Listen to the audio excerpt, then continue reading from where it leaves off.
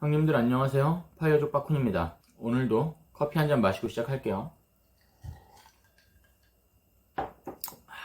오늘은 나중에 형님들이 파이어족이 되시면 어떤 파이어족에 속하는지 한번 알아보도록 할게요. 형님들, 파이어족의 종류에 대해서 혹시 알고 계신가요? 파이어족의 종류는 몇 가지가 있습니다. 대표적으로 펫 파이어족, 사이드 파이어족, 바리스타 파이어족, 린 파이어족 등등등 해서 몇 가지가 있는데, 오늘은 그 중에서도 가장 대표적이고 우리가 흔히 파이어족이라고 부르는 것의 가장 롤모델격인 펫 파이어족에 대해서 한번 형님들한테 설명을 좀 드려볼게요. 펫이라는 뜻, 우리가 보통 지방, 기름긴 이렇게 얘기하잖아요. 펫 파이어족의 뜻은 의역하자면 부자 파이어족, 부유한 파이어족이다. 직역하자면 배때기에 기름이 낀 파이어족이다. 우리가 인터넷에서 얘기하는 파이어족이라고 하면 다들 뭘 생각해요? 펫 파이어족을 생각한다.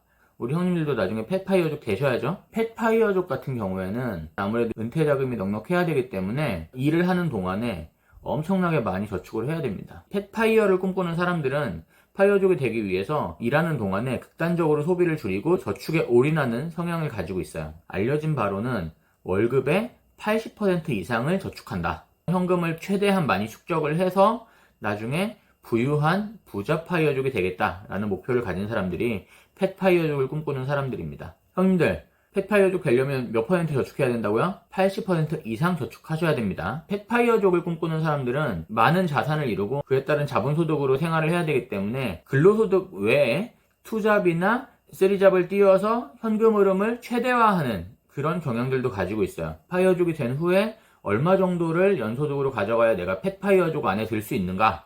자, 형님들이 생각하시는 펫파이어족의 연소득 댓글로 한번 남겨주시고요. 펫파이어족으로 분류되려면 1년에 세후 1억 5천에서 2억 정도의 연소득을 가지고 있어야 우리가 흔히 말하는 펫파이어족이다 라고 부를 수 있는 거죠. 지금 영상을 보시는 형님들 중에서 내가 일 안 하고 1년에 1억 5천에서 2억 정도의 세후 소득을 만들 수 있다 라고 하시는 분은 영상 끄고 나가셔도 됩니다. 펫파이어족들은 1년에 1억 5천에서 2억 정도에 나오는 소득을 대체 어디에 쓰느냐? 다 노는 데 씁니다. 이 펫파이어족들은요, 은퇴하고 나서 그동안 내가 일할 때 못 누렸던 것들을 다 누리고 즐기면서 사는 게 목표인 사람들입니다. 그러다 보니까 펫파이어족이 된 후에 가장 첫 번째로 하고 싶은 게 뭐예요? 바로 세계 여행. 그래서 이런 펫파이어족들은 은퇴 후에 전 세계를 돌아다닌다든지 아니면 크루즈 여행을 해본다든지 평소에 자기가 꿈만 꾸고 못했던 것들을 다 하나씩 해가면서 행복하게 살아가는 거죠. 이렇게 펫파이어족이 되면 소비도 그만큼 많아질 수밖에 없는 겁니다.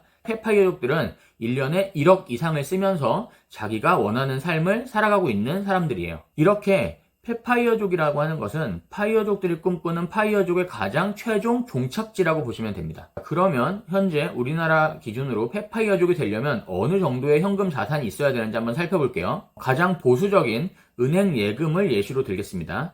그러면 1년 은행 정기예금 3.5% 기준으로 대략 얼마 정도의 현금이 있어야 한 달에 1,000만 원 이상의 인컴이 발생할까? 은행 정기예금 3.5% 기준으로 40억을 넣어놨을 때 정확하게 1년에 세후 1억 1,844만 원이 나옵니다. 1억 1,844만 원을 12개월로 나누면 한 달에 대략 987만 원 정도가 나옵니다. 내가 40억 정도의 현금을 들고 있다. 한국에서 펫파이어족이 될 수 있는 가장 기본적인 조건인 월 1,000만 원을 달성하실 수가 있게 되는 거죠. 지금까지 파이어족의 최종 종착지인 펫파이어족에 대해서 알아봤습니다. 우리 형님들 빨리 40억 만드셔서 펫파이어족 되셔야죠. 저는 형님들이 펫파이어족이 되시는 그날까지 형님들을 응원합니다. 사이드 파이어족에 대해서 설명드리도록 할게요. 한 개의 사이드 잡에 50만 만들어낼 수 있다면 사이드 파이어족이 될 수 있는 기본적인 요건을 충족했다고 볼 수 있죠. 형님들 안녕하세요. 파이어족 빠쿤입니다. 오늘은 파이어족의 종류 두 번째 사이드 파이어족에 대해서 형님들한테 소개해드리려고 합니다. 제가 대표적인 사이드 파이어족 중에 한 명이죠. 사이드 파이어족이라는 개념과 바리스타 파이어족이라는 개념이 비슷하지만 조금은 다릅니다. 그래서 이번에 같이 좀 설명을 하고 넘어가려고 해요. 바리스타 파이어족이라는 것은 이름에도 알 수 있듯이 바리스타를 메인으로 하는 파이어족이에요. 그러면 사이드 파이어족과 바리스타 파이어족은 어떤 차이가 있느냐? 가장 큰 차이점은 뭐냐면 바리스타 파이어족은 바리스타뿐만 아니라 다양한 아르바이트가 메인으로 되는 파이어족이라는 게 가장 큰 차이점이 있습니다. 바리스타 파이어족은 부업을 하지 않으면 파이어족으로서 생계가 위험할 수 있다. 그래서 반드시 필수로 부업을 통해서 파이어족의 삶을 이어나가야 한다는 게 가장 큰 특징이고요. 그러면 사이드 파이어족은 뭐가 다르냐? 사이드 파이어족은 부업을 하기는 하지만 부업이 메인은 아니에요. 두 파이어족 모두 본인이 선택한 잡과 재능을 통해서 파이어족의 삶을 풍요롭고 행복하게 보낸다는 공통점을 가지고 있습니다. 그렇다면 저 같은 사이드 파이어족한테 가장 중요한 건 뭘까요? 바로 다양한 수입의 파이프라인을 만드는 걸 가장 중요하게 생각하셔야 됩니다. 내가 사이드 파이어족이 되겠다고 마음을 먹으셨으면 우리가 금융자산을 통해서 이자를 받거나 배당을 받는 것도 대단히 중요하지만 사이드 파이어족의 메인은 배당일 수도 있고 아닐 수도 있습니다. 사이드 파이어족에게 조기 은퇴를 하기 위한 자산의 규모는 정해져 있지가 않아요. 제가 앞에서 설명한 페파이어족 같은 경우에는 보수적으로 잡았을 때 대략 얼마 정도가 있어야 은퇴가 가능하다고 했죠? 페파이어족 영상을 보시고 다시 한번 확인을 해주시면 좋을 것 같고, 사이드 파이어족 같은 경우에는 얼마를 모아야 사이드 파이어족이 될 수 있나요? 라는 질문에는 정답이 없어요. 사람마다 다 규모가 다릅니다. 사이드 파이어족은 이자나 배당 소득만으로 살아가는 파이어족이 아니에요.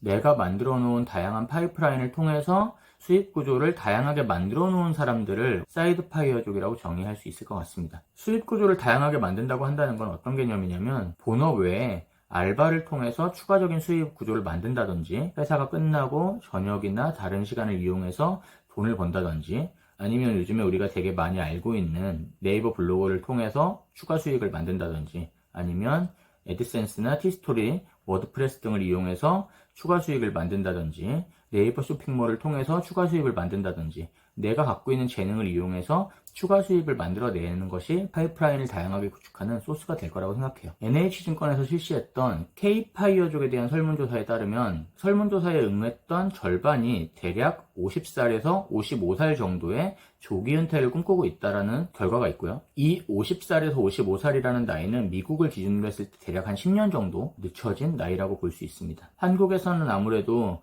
은퇴 후에 연금자산이라든지 기타 소득을 만들어내기가 어렵기 때문에 최대한 늦게 은퇴를 해서 안정적인 노후의 삶을 보내려고 하는 계획들을 갖고 계신 것 같아요. K파이어족이 생각하는 은퇴 자산은 얼마냐? 설문조사에 따르면 15억 정도를 가지고 은퇴를 하고 싶다고 말씀하신 분들이 설문자의 절반 정도였다고 하고요. 대략적으로 10억 정도를 모으려면 얼마나 걸리는지 단순 계산을 한번 해볼게요. 연봉 5천만 원 정도를 받는 직장인이라고 치고 월급의 70%, 대략 3,500만 원 정도를 매년 모은다고 했을 때 28년 5개월 정도를 모아야 10억이 됩니다. 내가 40살 정도부터 연봉 5천만 원이 된다고 쳤을 때 대략 68살 정도가 되었을 때 은퇴자산 10억을 가지고 은퇴를 할 수 있다는 얘기가 되겠죠. 물론 이거는 대단히 단순한 계산이기 때문에 여기에 세금을 더하거나 나이가 들면서 생기는 여러 가지 변수들까지 고려했을 때는 이것보다 훨씬 늦어질 거라고 예상을 하고요. 10억을 모으는 게 이렇게 어려운 일이잖아요.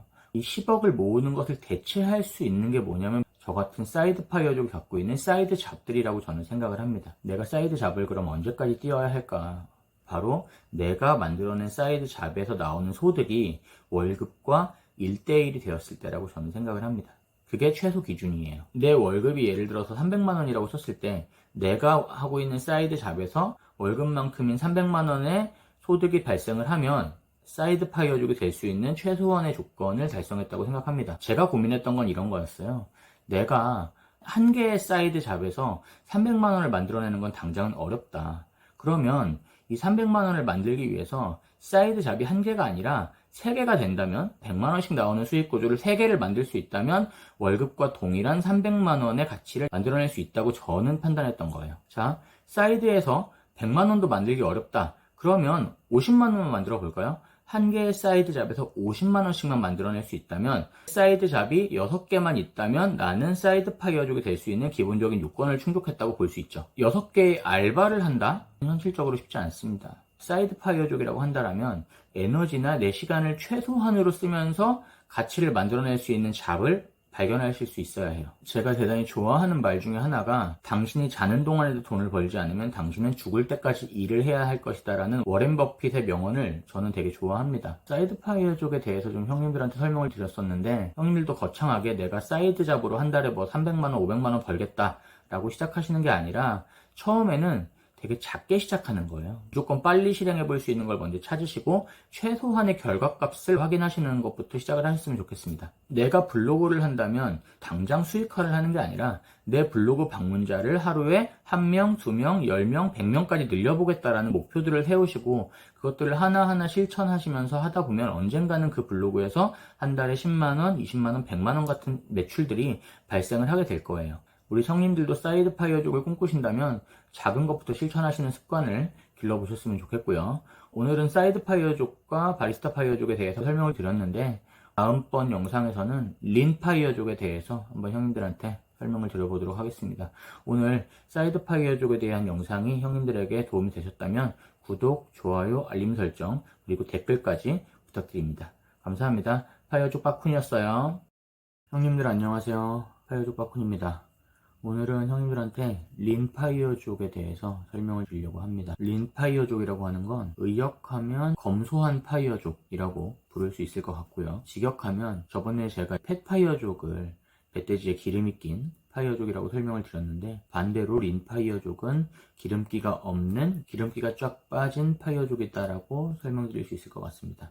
사람마다 조금 차이는 있을 수 있지만 우리가 일반적으로 린파이어족의 기준이라고 한다면 한국 기준으로 한 5억에서 10억 미만 정도의 자산을 가지고 금융자산으로 운용을 하면서 파이어족 생활을 하는 사람들을 우리는 린파이어족이라고 부를 수 있을 것 같습니다. 린파이어족들의 이제 특징을 좀 살펴보면 첫 번째로는 린파이어족들은 절약 정신이 엄청나게 강해요. 린이라고 하는 단어에서도 볼 수 있듯이 린파이어족을 준비하는 과정에서부터 절약이 몸에 배어져 있고 린파이어족들은 파이어족이 되고 나서도 검소한 소비 생활을 꾸준히 유지하면서 자신이 갖고 있는 생활 패턴을 이어나가는 특징들이 있어요. 그리고 사회적으로 이슈가 됐었던 거지방 아시나요? 거지방이랑 비교를 해볼 수 있을 것 같은데 극단적으로 소비를 줄인다라는 측면에서는 거지방에서 있었던 이슈들하고 비슷하게 생각하실 수도 있을 것 같아요. 거지방에서 하는 그런 행동들은 본인의 소비 성향을 강하게 억누르면서 소비 패턴을 유지하려고 하는 게 이제 거지방의 특징이라고 한다면 이 린파이어족들은요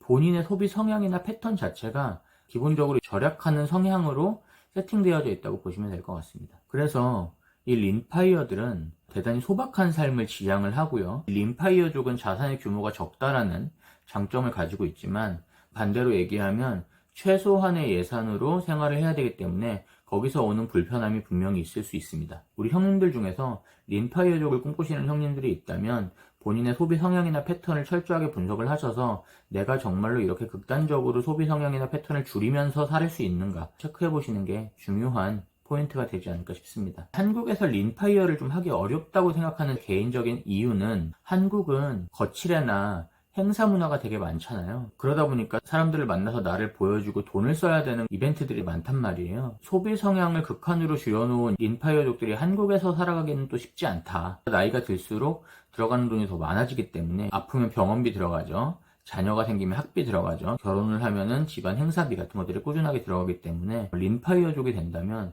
이런 부분들을 더욱더 많이 신경 쓰거나 포기해야 되는 그런 선택을 할 수밖에 없을 거라고 생각을 하고요. 그러다 보니까 이런 린파이어족들은 관리비가 고정으로 들어가는 아파트보다는 관리비가 없거나 적은 빌라를 선호하고요. 보험 같은 경우도 보험비가 최소한으로 들 수 있는 실비 위주로 세팅을 하는 편이고요. 이런 삶이 본인의 라이프 스타일에 맞아야 행복하겠죠. 저 같은 경우도 삶의 스타일을 직관적으로 만드는 걸 중요하게 생각합니다. 대표적으로는 만났을 때 기분 좋은 사람들을 자주 만나고요.